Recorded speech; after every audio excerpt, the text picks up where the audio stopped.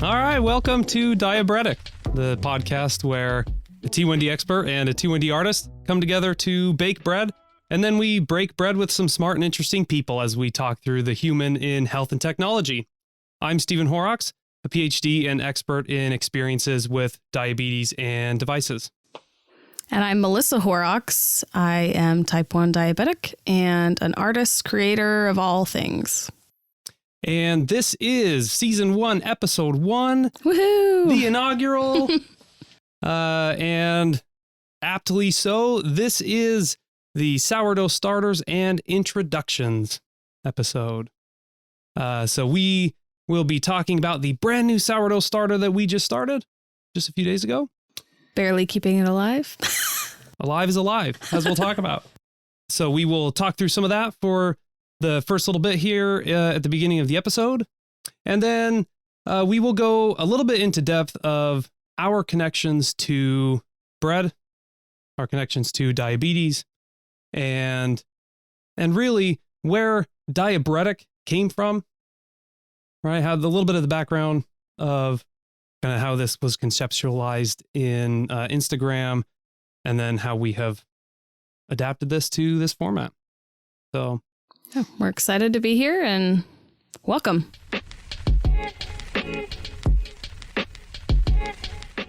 All right. So today's bread is actually not bread.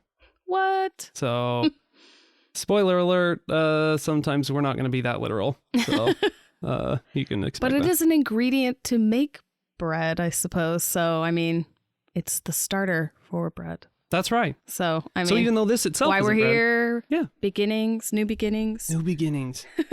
So sourdough starters, we have some experience with these, and Some of us a little bit more. some of us a little bit less, and some of us with complicated relationships to those past starters. You had to bring it up. And we Had will. to. Before we get there, we'll talk a little bit about these, right? What is a sourdough starter? A sourdough starter is essentially a culture of yeasts and bacteria that you cultivate, usually in some kind of jar or other vessel. Often you keep it on your countertop. Sometimes you can then keep it in the fridge to kind of put it off a little bit if you're using it a little less frequently. But the idea is you're able to capture wild yeasts and bacterias that can leaven the bread, that can make it rise, so that you don't have to use the commercial yeast to make the bread rise and puff up in the oven. So, I first made a sourdough starter back in 2019, right? That sounds about right. Yeah. And this was several months after I had really caught the bread making bug. I received a gift of a bread book for Christmas. Yeah. Right.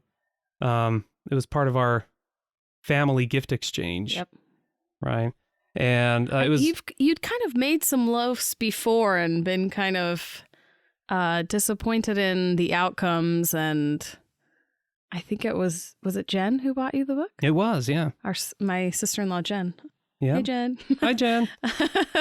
Bought you the book, and then it was fun seeing. I don't know. This sounds cheesy, but it was fun seeing you kind of come alive and the excitement about it. When Steve gets excited about something, he obsesses about it and researches. And so that book, I think, was kind of the shooting off point to his bread obsession, which here we are. Certainly so. And, I had found a basic focaccia bread recipe that I had really liked, baked in a cast iron skillet, and that was great, and I wanted to expand from there. I had received a Dutch oven for my birthday like a year or two prior as well, and I thought, this is great, I'm gonna make some bread in this thing, and I made it, and I was super underwhelmed. Like, it tasted good, but in pretty much every other way it was kind of ugly. Yeah. It Didn't was super raise. flat. Yeah. I just didn't know what I was doing more than anything. But Jen then bought me Flour, Water, Salt, Yeast by Ken Forkish, and it changed everything for me.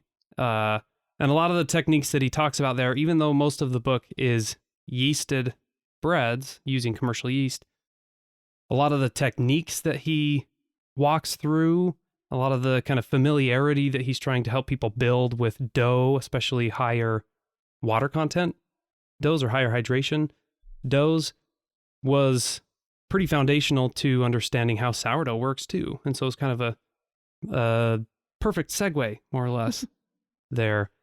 So I created this first sourdough starter early to mid 2019, I believe, and it was a whole wheat flour sourdough starter, getting a little bit active. I had baked with it a few times, and most of the loaves were pretty good. I mean, not very well risen, right? It was a pretty young starter, mm-hmm. and I didn't still know very much what I was doing. And he loved to keep it kind of toasty in the oven because our kitchen is very cold. It is not insulated well. We have a house from the 20s, and silly me, I guess I'm going to tell the story, decided I wanted to bake something. I don't know what it was. And so I preheat the oven. Steve is meanwhile teaching up at the university, and I open the oven to put in whatever it was I was baking, and I see the starter in there in its little jar, and it is just, I mean, it's baked. Baked. And I immediately was so heartbroken because, I mean, I called it his like starter baby because he, I mean, it was like he had to feed it and water it and do all this stuff to it. And he was obsessing with it and baking with it. And then I literally murdered it. Like, I called him. Did I call you in tears? I called him. You were very stressed. And I was so sad about it. And then he was just like, oh, it's fine. I'll just make another one. Yeah. It very well defines our relationship. Like, I just stress and anxious, like, oh my gosh, I've ruined his thing. Like, he's worked so hard on this and I just killed it.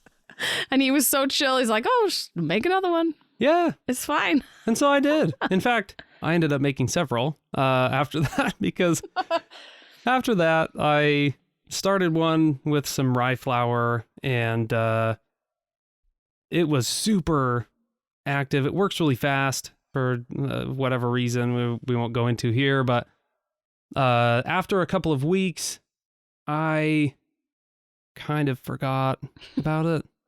And it sat on the counter for a couple of days, 2, 3, 4. I mean, it was probably more like 5 days without any who knows attention from me, but it got mold. And once it's got mold, it's done. So tip number 1, if there's mold, toss it. Don't even try. It's not salvageable. I know there are some ways that people say, oh, you totally could or whatever, but like, no, just don't. It's not worth it. And part of the reason why it's not worth it is it's super easy to start these. They are pretty resilient once you do, if it's everything minus mold, of course. But if it dies out, no big deal. Start a new one, right? And within a couple of weeks, you'll have a pretty active starter and you can bake again and it's all good. And your partner will bake it again or or murder it again. Or you start putting a sticky note over the controls of the oven so that everyone knows what we're doing. So a couple of key details here. First and foremost, the water matters a lot, right? There are a lot of misconceptions about sourdough starters. There's a lot of obsessing and stressing and all kinds of factors that people work into it. Most of it, don't worry about it. Honestly, you mix flour and water, you stir it together, and you let it sit. And then the next day, you take a little out, then you add more flour and water, equal parts. You stir it up, and you let it sit. And then the next day, you do the same over and over and over again. And that's it. That's all it is. One key factor, though. Boil your water. Okay, get a kettle or a pot or whatever. Let it boil for 10 minutes or so. And once it comes down to room temperature, you can just pop it in a water bottle and keep it and use that for it. Because the chlorine in most municipal water sources in the United States is enough that it will damage or kill a lot of those microorganisms you're trying to cultivate there. Other than that, just go for it. Whatever flour you've got, just don't get the bleached kind, but whatever flour you've got, use it, right? We use all-purpose and whole wheat, just kind of half and half, but there are plenty of people that just use regular all-purpose flour or whole wheat or spelt or rye or whatever you've got, do it. It'll work. All's well. No big deal. All right. So for the main conversation that we want to facilitate here for episode 1 is centered around really introducing ourselves and our connections to these conversations with bread and diabetes and technologies. And then also a little bit about then how Diabreadic came about in general, Instagram, and then also here with the podcast. And there are really 2 kind of foundational questions that we will be asking guests in each of these episodes moving forward that can help introduce and then get into some of these complex conversations that we're trying to have here. And those 2 questions are, what is your connection with bread? And what is your connection with diabetes? So, Melissa, what's your connection with bread? And what's your connection with diabetes? Complicated. So I guess I'll start with bread. I mean, growing up, we kind of were talking about memories and what kind of bread means to us. And I mean, my grandmothers are what I think about when I think about my first memories of bread. My dad's mother would always make incredible rolls for Thanksgiving, and I'm not sure her recipe.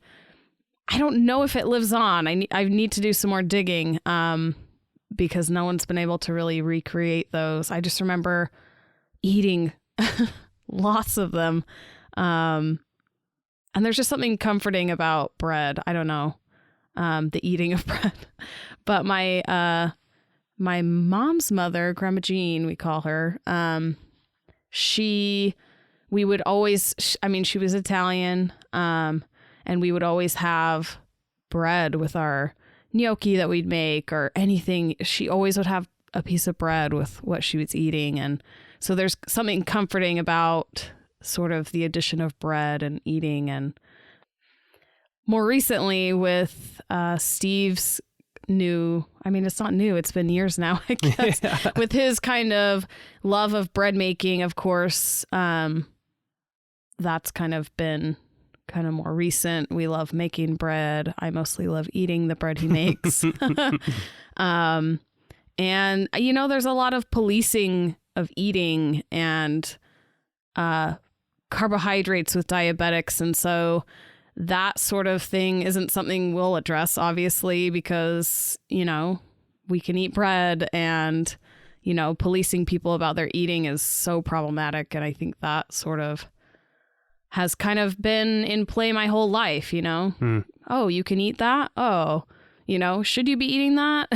So right. I know there's a lot of complicated feelings around bread and carbohydrates for many people. So that's kind of my, I guess, less simple than I thought was going to be. Yeah. About bread, but yeah, for sure. My relationship with diabetes, obviously, I am a type 1 diabetic. I was diagnosed when I was 9 years old, so it's been about 25 years this February. Yeah, wow. Which, when you think about it, wow, 25 years. No kidding. Wow. So, I mean, most of my life, it's hard to remember not being diabetic. So we'll get into more of that, I guess, later on, but been living with it more than I haven't. So, yeah. And, in some of our conversations that we were having prior to this recording, I kind of posed this question to you. Mm-hmm. And when I did that, it was kind of difficult. Yeah. Right? I mean, talking about what my relationship to diabetes is hard because, diabetes is complicated, and it's hard to wrap up all of that into, an elevator pitch, as we were kind of talking about. It's like, well, like this is my life. This is like this huge part of your life. And, how do you wrap that up into a couple sentences other than I have it and I live with it, and, and it's kind of ever present. Yeah. I mean, diabetics know it's literally 24/7, 365. People are talking about that all the time. I see that, especially now, it being Diabetes Awareness Month in November. Right. People just talking about, the intensity of living with something that you can't ever not think about. Yeah. And I think that's hard for anybody to kind of comprehend. Yeah, understand, especially. I don't live with this myself. Yeah. So, wow, it's just complicated. And, I think diabetics, my mom always would say this, like, you are the strong person you are because of this. And, that's a blessing and a curse, obviously, because it sucks. It does.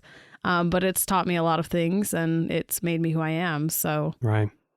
And so, as we go with each of these episodes, we'll be talking about various themes and specific kind of topics related to diabetes and treatments and all this kind of stuff. So we'll kind of expand on some of this as we go, right? Sure. But in kind of connecting this conversation with health and technologies, then, right? What's your relationship to treatment technologies then, as someone who has lived with diabetes for 25 years now? That's a quarter of a century. Right? Yeah. So I was just giving myself injections and using pens up until 2009. I was always kind of hesitant about getting an insulin pump. I had doctors kind of mention it to me. I was a swimmer in high school, and so the thought of the complication of having to like disconnect it or, deal with that in the water. I was literally swimming morning and night all the time, and it just seemed crazy to have something connect. I was kind of fearful. I think a lot of people are of being connected to something all the time. So in 2009, I was taking a trip to Switzerland for a design program, and my doctor, we talked about it more, and, thinking about the ease of not having to, give myself shots all the time as I'm exploring and stuff, was kind of tempting. And so I made the jump and got an insulin pump in 2009, and I've had one ever since. When we moved to Lafayette, what year was that? 2012? Yep. Or was it 2013 that I got the pump? No, I don't remember. It was actually the fall of 2014. Oh, yeah. So 2014, I switched pumps. Yep. I changed insulin pumps, which kind of leads into Steve's research. And I got a CGM, which honestly was life-changing to me. Yeah. Life-changing in my control of my diabetes and sort of, overall wellness. And, I have an amazing doctor here in Lafayette, who I owe a lot of that kind of change in my treatment too. She's been crucial in my life, here. Yeah. I mean, life, that's accurate for sure. And people and their doctors, it's a big deal. She helped me through 2 healthy pregnancies. And that's huge for diabetes. Yeah. It's kind of scary, but totally doable. So, anyway, I got a new insulin pump and had some emotional, kind of letting go of that insulin pump and getting a new insulin pump. It kind of had become a part of me, and it was really emotional. And then Steve, there was like this like light switch in his head, like, wow, this is really interesting. I want to study this. And, I'll let you kind of what's your connection to diabetes and bread? We'll kind of move on to you, I guess, at this point. Well, so, we did talk a little bit about my connection to bread in that intro segment. And so, Sure. Rather than redouble that whole conversation here, I will say in relation to my connection with bread is that obsession, I think, is some of the language that Melissa used there earlier. That obsession that really kicked off in 2019 or so, a little bit in 2018, that then kind of took off with that Ken Forkish book. That was a significant shift for me in general, in part because I had for many years, and this gets a little bit into kind of personal areas for me, especially in relation to kind of mental health stuff, but I had for several years kind of lost track of pretty much every hobby and side interest in general that I had besides my work. I was in grad school, and it can become all-consuming, especially when then, a few years before this, we had, we started having kids, and time gets compressed, frankly. Yeah. And so, when I started making bread in earnest, really, I found something that was not only just kind of cathartic in the process, because working with dough, feeling it develop over time, and feeling the way that the dough changes over time, and then having this end product that really engages all of your senses, and that I can then share with my family and other people around me, right, to consume. And it was a major interjection into my mental health, situation writ large. Mm-hmm. Bread making became a form of self-therapizing in some ways. Yeah. In finding a time and a space to start working through things that I had otherwise started working through in some other kind of context. So bread for me, in many ways, is also a kind of mental health outlet. Yeah, and it's interesting because during that time, you kind of observe your partner in all kind of aspects of life, but observing Steve kind of find something to be passionate about, I think really pulled him out of kind of a rut that he was in his studies and in his grad kind of life. Grad school is intense, and there's a reason why a lot of people quit grad school, and it's hard. Yeah. It is really, mentally, emotionally, physically exhausting, and having outlets outside of that was, life-changing for you, I think. Yeah, no, for sure. So. And, in many ways, making bread was not only good for me and our family, because we then had legitimately good and delicious bread to eat and consume, and that's life sustaining, literally.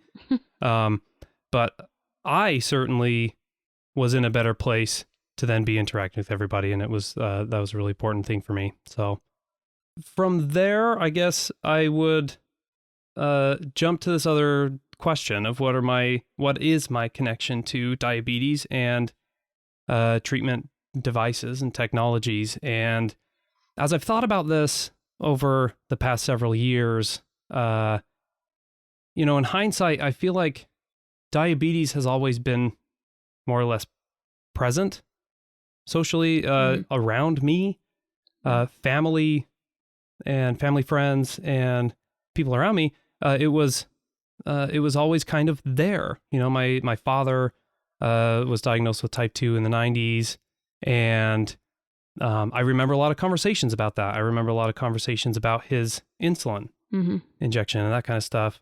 And that gets really complicated, and in future episodes we'll probably get into some of these background things too.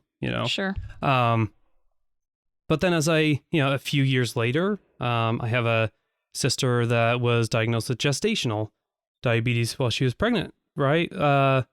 And it's a whole other beast. It's a whole other conversation, right? And then we talk about how kind of diagnosis functions in that space, and it's a very different thing. Especially when that diagnosis then morphs more or less postnatal, and it for some becomes then a chronic illness. And so she has lived with diabetes of various forms and types since then, because things have changed for her over time, right? Which again has always just kind of been there, right, all around me, up until we met. Right. And we met in 2005. So it's been a minute. And when we met, again, diabetes was always present. Yeah. Because how could it not be? Again, Yeah. it's a central part of your life. And we started dating pretty soon after we met. It was only a few months. Young and in love. That's right. And so, you were doing your blood tests, you were giving yourself shots. Sure. I was giving you shots. Yeah. Like, right? Like, here, you want to try this? Yeah, it's like, yeah, sure, And so I was kind of like participating in your treatment a little bit here and there. Sure. Like that. Well, and I think when you live with someone with diabetes, it does become part of your life too. It has to, right? Because, lows and highs and emotional stuff, there's just so much care that is involved in being diabetic, that, someone you live with has to know about it, has to be aware of the dangers, the right. everyday things that happen, so. Yeah. And it's especially interesting, as someone who is awakened by the alarms on your insulin pump from your CGM every other night, basically every night. It's funny because I sleep right through it, and so he's got to elbow. I think I'm just so used to hearing it that I am a heavy sleeper, so I'll get elbows like, "Why are you beeping?" And sometimes I'm like, "Oh, it just needs calibration." Like, I don't even look at it sometimes. I'm just say it to get him to just go back to sleep. But it doesn't work. I don't just go back to sleep. I just shake her again and said, "Oh, will you check it though?" But that's all to say. We have been dealing with a lot of the treatment stuff, a lot of the effects and side effects related to diabetes, and other kind of tangential things that come up related to this stuff together, because, we've been together for a long time now. And that just kind of comes with relationships in general. Sure. And then you add chronic illness that's always present for you into the mix. That means it's always present for me, because I'm here with you, and so to get to that point that you had introduced as well, in 2014, in November, you got a new insulin pump. And yeah, this moment was really striking for me, as I was with her and kind of trying to be with her as she was going through this, emotional process of getting rid of this thing. In fact, I remember when you packed up the pump itself in the box, and you were putting it into the UPS box over at the UPS store. And then in I the car cried. and crying. Yeah. And then I was like, this seems so silly. Like, right. But like, this was a significant moment and a significant thing. And, you know, I was processing those feelings along with you and trying to be there for you in this moment too.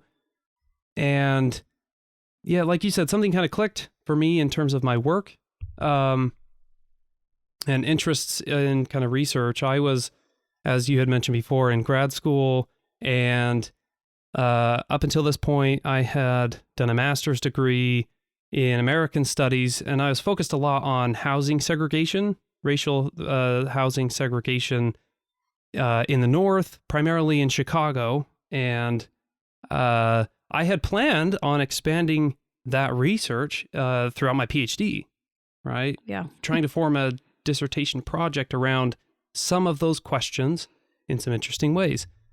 And that's a great project, and I hope that I can come back to it at some point as well.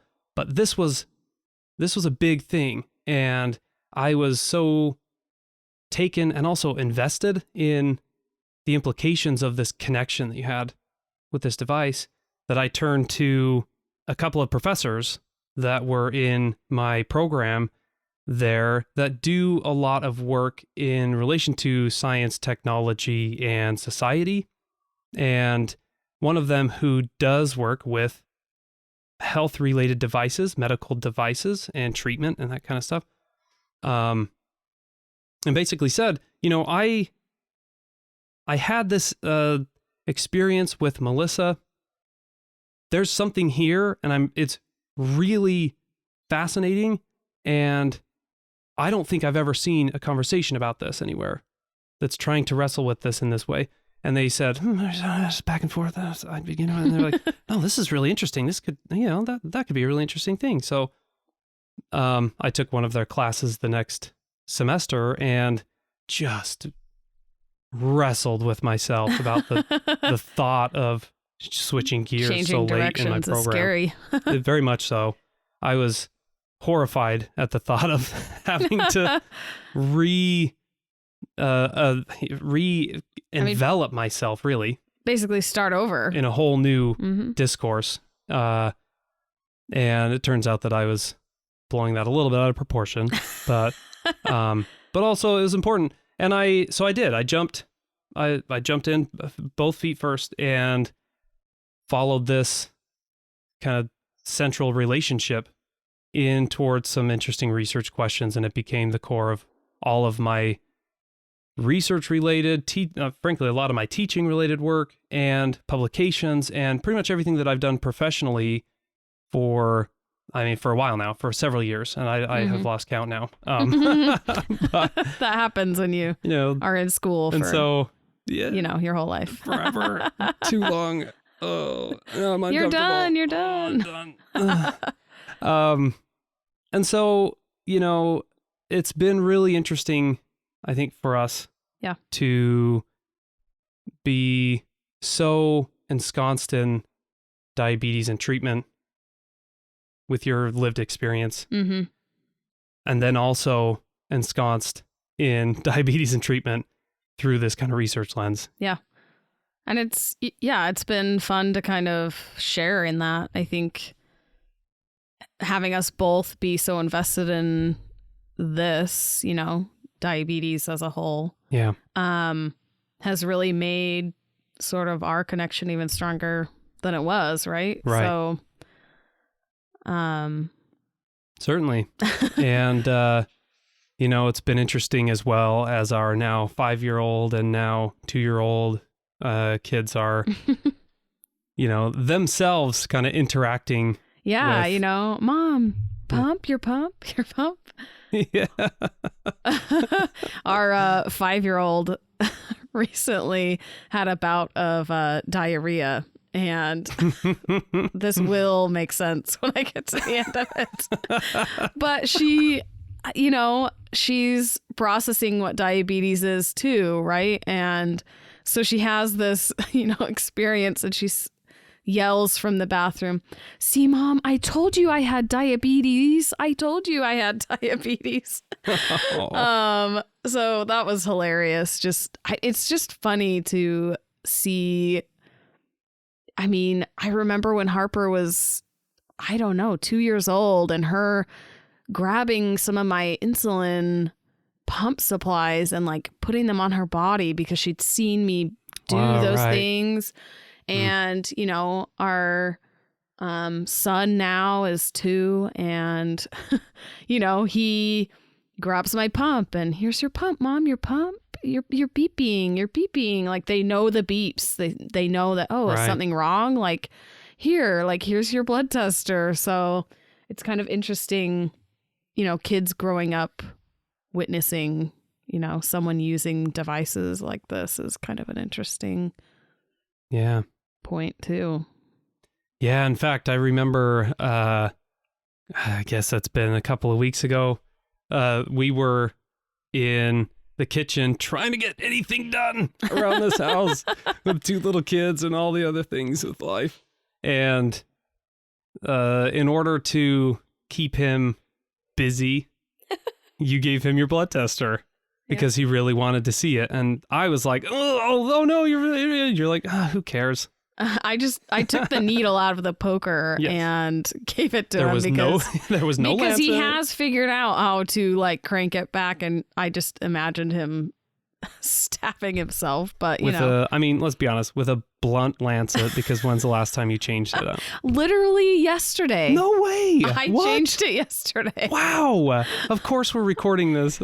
I can't remember how long it had been in there, but I am notoriously bad for not switching it out. But listen, I am certain that anybody who has diabetes that's listening to this right now can relate to what you're saying.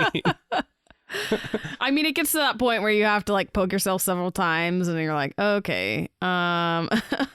Or you see like someone post what visually like up close what one of those looks like after. Under the microscope. Man, I mean, it's but horrifying. then it's just, you know, who wants to switch that out every time? I end up stabbing myself. It's just I hear you. a pain. Yeah. I don't know. But anyway, you know, he was playing with the blood tester and had an old strip. I think it was a new strip that you gave him one new strip, and he was putting it in and he was lining it up right and putting it in the correct way, and then it would beep so that it was ready for it. And he was like pretending to use the lancet, and then he'd take it out and he would do it again, and he'd, you know, pop open the container that was empty, and he would put the one back in, and then he'd take it back out and do it again. And yeah, it was really amazing to watch. Yeah, it's crazy to see, you know, kids pick up everything. Yeah. Good or bad. Good and bad. Constantly. Yeah. So, you know, I've done all of this kind of academic work, research, a lot of kind of presentations and discussions with people, and at the end of the day, what I find the most validating and fulfilling about all of that work is that I have a little bit more understanding of Melissa's experience, of yours, as you are, you know, living with this every day, and I can't know what that is because I don't. It's just not possible.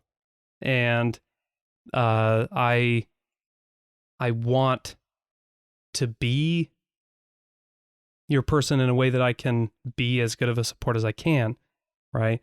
And so it's been especially important, I think, as a resource then for my personal life, rather than just like the work that's out there, you know. But I think that's what makes what you're doing so powerful, is how much you care about it, right? I mean, if you don't care about what you're researching, what's the point? If you don't have some sort of reason for doing it, at least for me, I know for you, having some personal connection to it makes you want to fight for it, makes you want to, you know, study the ins and outs and, you know, make something more of it.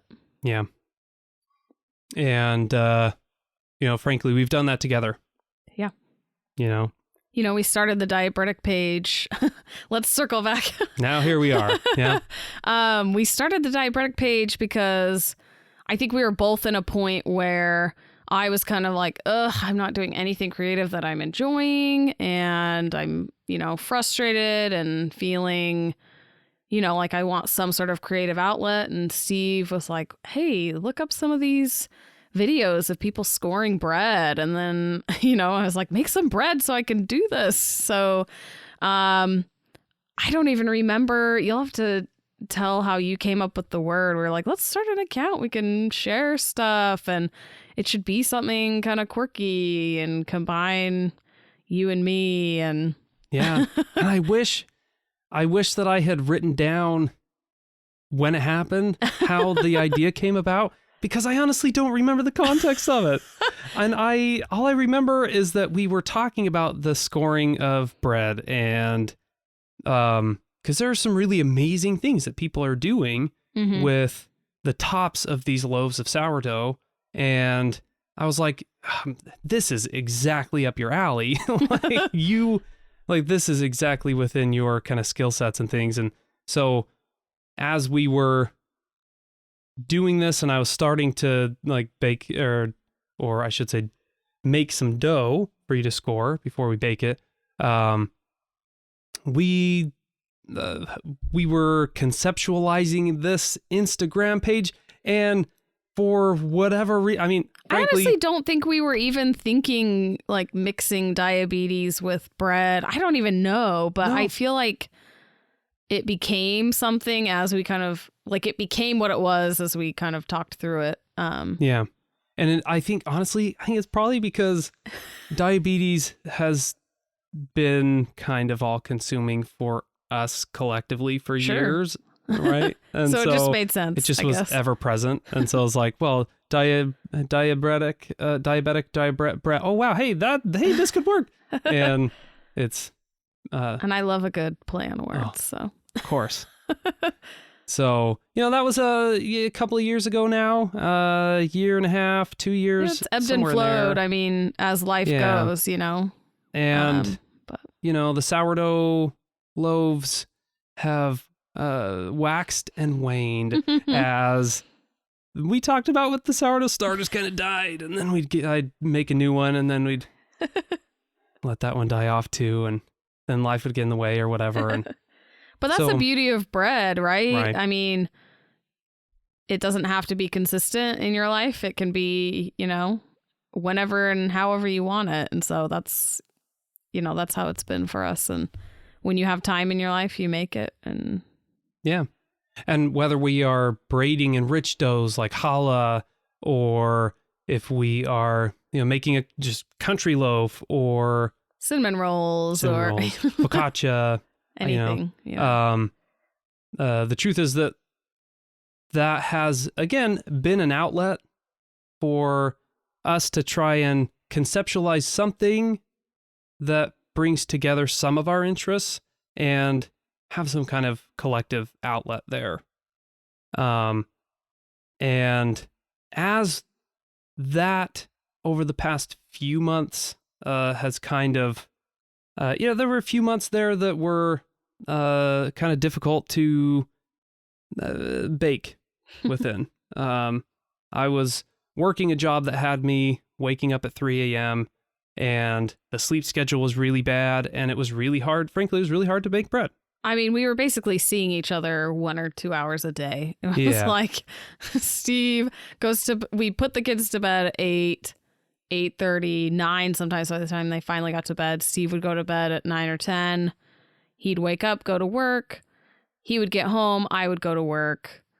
I would get home. We'd eat dinner, start over, Yeah. So that was a really crazy time. And I think,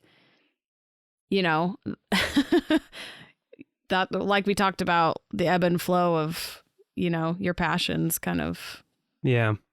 And it became a space and a time for us to start rethinking what Diabreadic is and what it can be. Yeah. And that's really when the conversation about the podcast started. Yeah. I remember it distinctly because I think, being on the job hunt and, in a pandemic, it's just been a lot. And I recently quit my full-time job, and, so we both had kind of been in this, we kind of talked about mental health. It had been a rough time. I mean, I think for everybody during the pandemic, especially. Certainly. So everyone had kind of been feeling, those things in different ways. But we recently put our kids back in a preschool. And so on Tuesdays and Thursdays, we have 3 hours without the kids. And so we I think we had a short break because Steve's been teaching, but we went and ate pizza at a local shop. And I was like, why don't you do a podcast? I think had we been talking to someone else about a podcast? Yeah. And I just saw this spark in his face. Like, you should call it Diabreadic. That would be really cool. You could talk about bread. We could talk about diabetes. You could, and I just saw over the next week, Steve just researched and was like, oh, this. Like I can, I saw the light in him kind of rematerialize. And so I knew it was something had been born. Yeah. So. And so the more that we talked about it, the more, because how we conceptualized framing this has changed several times over the last few months. And over that time, we have kind of narrowed in toward a space where I think we can still do all of this bread stuff that can, connect to some of our conversations about diabetes and technologies, yes, but do some of that kind of cathartic work for us and hopefully for you all who are listening to this in some form or another. And then also get into some of those really important conversations. Sure. Some of them are funny, some of them are wacky, whatever, and some of them are deadly serious. We will have to talk about the insulin crisis in the United States and globally. Yeah. The truth is that 1 in 2 people with diabetes in this world do not have access to the insulin that they need to live. And it is exclusively due to the greed of the 3 manufacturers that hoard all of this. And there is a lot of conversation we need to have there. We will open up some of this as we get in with guests and with you and me as we go. And so, frankly, working through like I said, the deadly serious parts of diabetes and technologies is cathartic too. And then we can eat some slices of bread and hopefully feel a little bit better in this moment anyway. Sometimes that's all you can do, right? Because unfortunately we can't control some of the greed and healthcare crisis, I guess you can call it, because it's ridiculous. It's ridiculous that insulin costs $300+ a bottle. That's just ridiculous. Yeah. We'll have to get into this more in another episode, I guess, because there's just so much. We will. So much to be talked about. So for sure. And there are layers and facets to this conversation that I think will be illuminated by some of our guests. There are people who are fighting that fight. Yep. Like you said, there are some things that we can't do. I don't have, frankly, I don't have a kind of platform to fight that pharma fight individually. But what I do know is that there are organizations and people who are fighting that fight. Yep. And those are folks that we need to connect with. And in some ways, that's what Diabreadic is all about. Yep. And so as we make our way through these first few episodes here in season 1, there are a handful of really kind of, I guess you could call them interesting conversations about diabetes and treatments. and technologies and things. And like I said, some that will be interlaced with humor and enjoyment and all of these things that make life worth living, right? Sure. And also will have to intersect with some of those deeply necessary and difficult conversations as well. I mean, that's how we infect change, right? Right. Is having those hard conversations and, making more people aware of the problems and making more people care about it. And so, that's why as we have built out this podcast in its format as it is currently envisioned, that's why we are talking about bringing in guests to talk through some of these things, because we have certain connections to diabetes and the insulin crisis and treatment technologies and all kinds of other things. And there are myriad other people who have related but very different relationships to these things. And those perspectives are vital. Right. In the same way that it's vital for me to try and understand yours. Sure. If I'm going to understand how to be with you as a partner and do this work. Yeah, I mean, everybody's experience with diabetes is different, right? I mean, we all connect on certain levels about the mundane things about, being low or high or, the ups and downs, or the emotions that go into living with a chronic illness. But, everybody's experience is different. Everyone has different access. Everyone has different doctors who, I've had some not great experiences with some doctors, I am lucky now to have an incredible doctor. And, I count myself lucky because not everybody has someone like that. And, not everyone has access to the technology that I have. And, that in itself is something to be talked about as well. For sure. And I think it's also important that we say up front here that these conversations will also include a lot about just life, hobbies, work, just the general IRL stuff, right? Joking with the diabetes online community, the kinds of memes and jokes and stuff that circulate there are ridiculous and hilarious, right? Yeah. And also people are just doing interesting things, right? Yeah. And so for you, for example, you are an artist, you are a baker and a decorator, and you are doing interesting work. And that is a conversation too. So it's not all just exclusively conversations about diabetes, because people are whole people. People don't just live with diabetes, right? Sure. It's not the defining characteristic of anybody, right? Right. As we do so, we will, continue to bake some bread and hopefully use that to kind of take the edge off as we go. So we're excited. So yeah.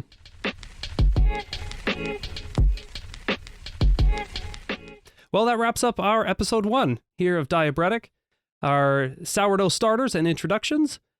Our next episode, episode 2, we will be baking cardamom bread. Yum. And the reason we're baking cardamom bread is because our guest is Dr. Heather R. Walker. She is a social scientist and instructor at the University of Utah Health. She is doing fascinating work on diabetes, identity, and our discussion goes into some really interesting places there. Follow along on Instagram at Diabreadic and let us know what you like about our most recent episode. Follow along for more tips on bread and what we'll be making, who we'll be talking to. We're excited for what's to come. Yep, so subscribe wherever you caught us on this podcast. And if you wouldn't mind, while you're there, write us a review. It'll do us a favor. And more to the point, we will have a little bit better idea of what it is that you all want to hear from the podcast moving forward. So thank you all, and we will see you in the next episode.